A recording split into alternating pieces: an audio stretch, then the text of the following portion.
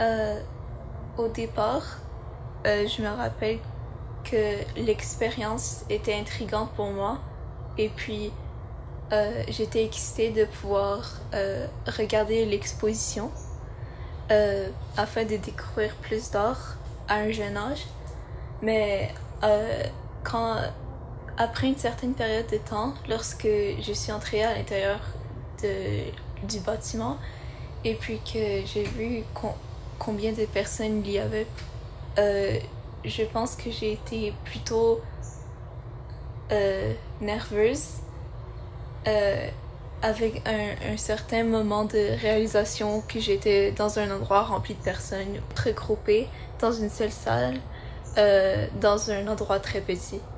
C'était difficile à comprendre qui était où et puis de distinguer les espaces où moi j'aurais assez de place pour être. Je m'appelle Évelyne Payette-Dalpé. Je suis comédienne de formation, médiatrice culturelle, conseillère en accessibilité culturelle et doctorante en études et pratiques des arts à l'Université du Québec à Montréal. Je porte depuis longtemps le désir d'un dialogue entre un théâtre et son public issu de la diversité capacitaire. Je suis la maman de 3 enfants, 2 d'entre eux sont neurodivergents. Mes vies familiales et professionnelles ont été entremêlées et bouleversées par une simple visite du dimanche en famille au musée qui s'est très mal passée. C'était une visite préparée et attendue, mais qui a été interrompue au bout de 15 minutes par une tempête sensorielle d'une ampleur sans précédent pour mes enfants. Cet événement a ébranlé ma famille. Dialogue. Un balado-réflexion sur l'accessibilité aux arts vivants des publics issus de la diversité capacitaire. Épisode 1. Prologue.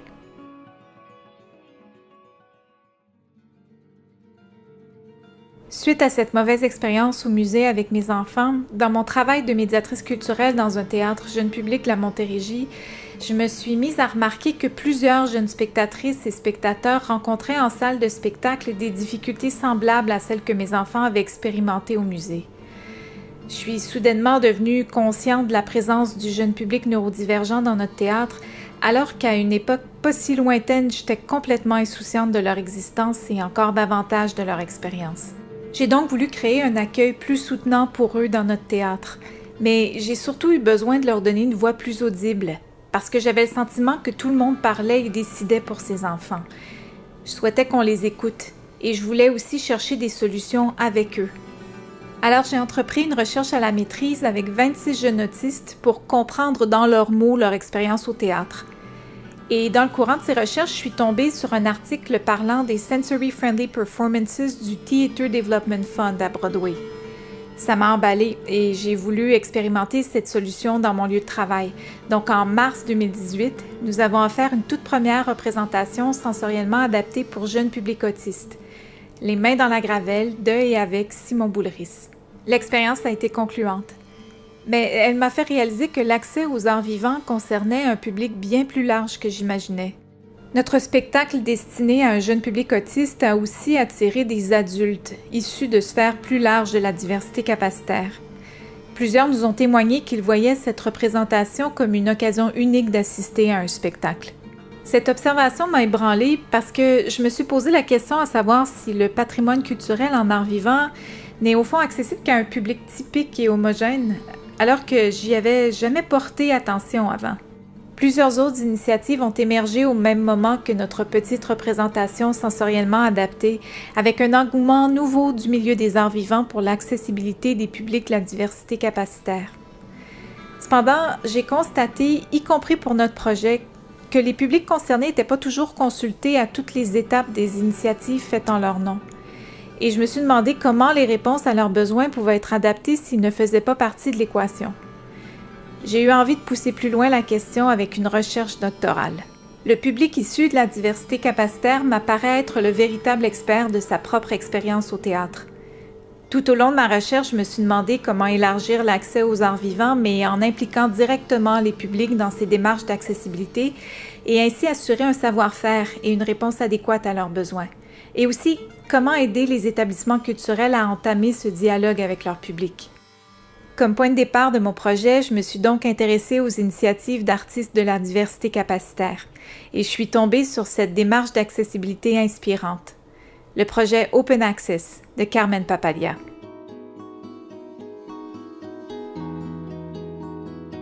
Carmen Papalia est un artiste non-voyant de Vancouver qui vit aussi avec une condition dégénérative. Dans son travail, Papalia s'intéresse à l'accès aux espaces publics au travers une pratique artistique socialement engagée qui interroge les concepts de normalité validiste et les institutions culturelles. Pour ce faire, Papalia s'intéresse notamment à l'orientation créative, qui est une approche de navigation qui repense la manière dont nous nous déplaçons et interagissons avec notre environnement. Il explore une multitude de méthodes de déplacement qui contournent la dépendance à des repères visuels traditionnels ou à des objets à connotation stigmatisante comme la canne blanche par exemple. Ça peut impliquer l'utilisation d'autres sens comme le toucher, l'ouïe ou même l'intuition pour se repérer et se déplacer dans l'espace. Carmen Papalia est renommée pour ses expériences performatives d'orientation créative. Son projet Mobility Device, qui était constitué de plusieurs performances collaboratives avec des fanfares qu'il utilisait comme système de navigation, a même été présenté sur le High Line de New York en 2021. Carmen Papalia est aussi reconnue pour ses expériences artistiques non visuelles, ses audits spontanés d'établissements culturels et ses autres projets qui interrogent les normes et pratiques en matière d'accessibilité. Son travail a été présenté, entre autres, au musée Guggenheim de New York, au Tate Liverpool et au Harvard Art Museum. Carmen Papalia nous parle de la genèse de sa pratique artistique socialement engagée. I call it a detection cane. It used to be white, but I peeled all the white and red tape off of it, so it's black cane actually.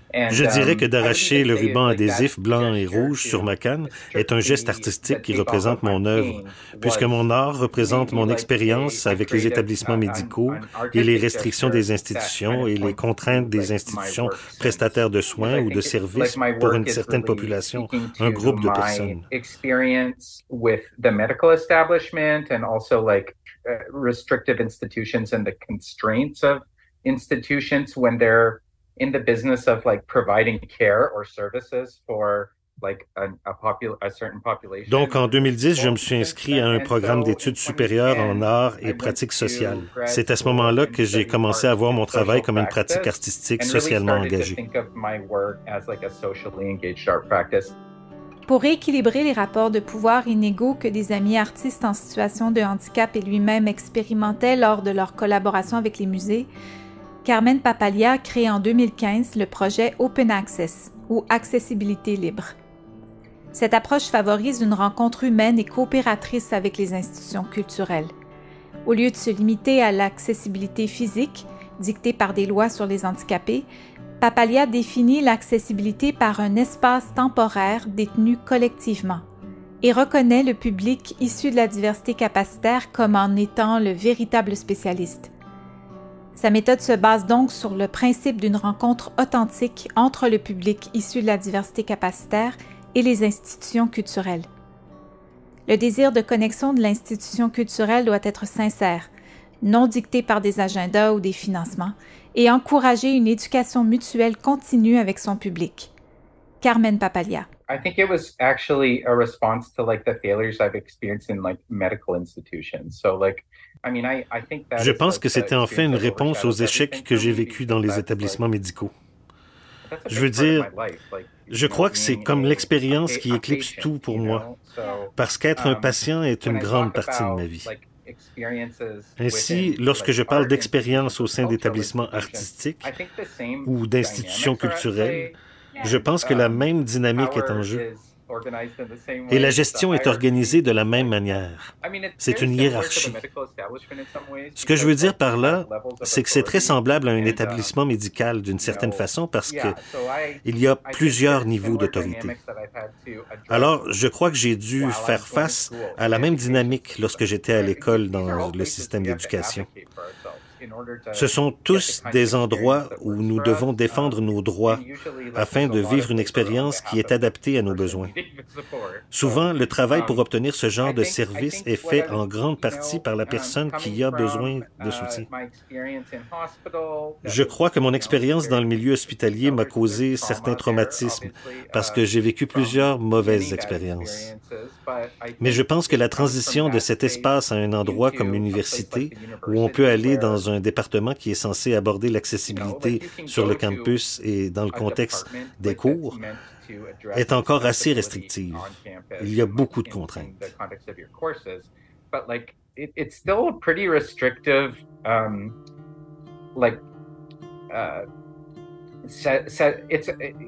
There's a lot of constraints.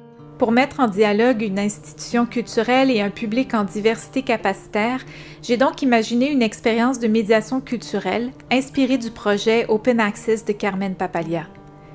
Par le biais d'une recherche-action coopérative, j'ai mis en place un comité d'accessibilité composé de 15 spectateurs en situation de handicap visible et invisible et d'un membre de la direction du théâtre du CEP. Pendant 9 mois, de janvier à octobre 2023, nous avons travaillé ensemble, d'égal à égal, autour de 3 spectacles de chez Ducep, Gaz-Bar Blues, Mani Canetich et Salle de Nouvelles. Nous avons échangé, partagé, débattu lors de cercles de discussion et d'entrevues avant et après chaque représentation. Au total, c'est grâce à 6 cercles de discussion, plus de 32 entrevues et 2 questionnaires que nous nous sommes éduqués sur les réalités des uns et des autres. Ce dialogue nous a aussi permis d'essayer quelques pistes de solutions et d'outils en salle de spectacle. Cette rencontre s'est développée dans le respect des relations uniques de chacun avec l'espace et l'art, afin que tous les 17 ensemble, nous explorions l'accessibilité aux arts vivants avec l'esprit ouvert, un peu comme une expérience d'orientation créative. Carmen Papalia. I want people to meet me on my terms, and I also want to support a space where people can be. Je veux que les gens me connaissent pour qui je suis et je veux également soutenir un espace où les gens peuvent être eux-mêmes. Donc oui, une grande partie de mon œuvre porte sur les différents types de soins que nous pouvons développer ensemble et faire rayonner cette façon de dispenser les soins dans la communauté. Ensuite, la façon dont nous dénonçons et abordons les soins lorsqu'ils sont dispensés par des établissements, je crois, devient quelque chose de différent. Ce sont des soins, je dirais, des soins institutionnalisés. Ce sont des soins qui sont fournis sous le couvert de soins, mais qui causent parfois du tort. Et c'est ce que j'ai vécu.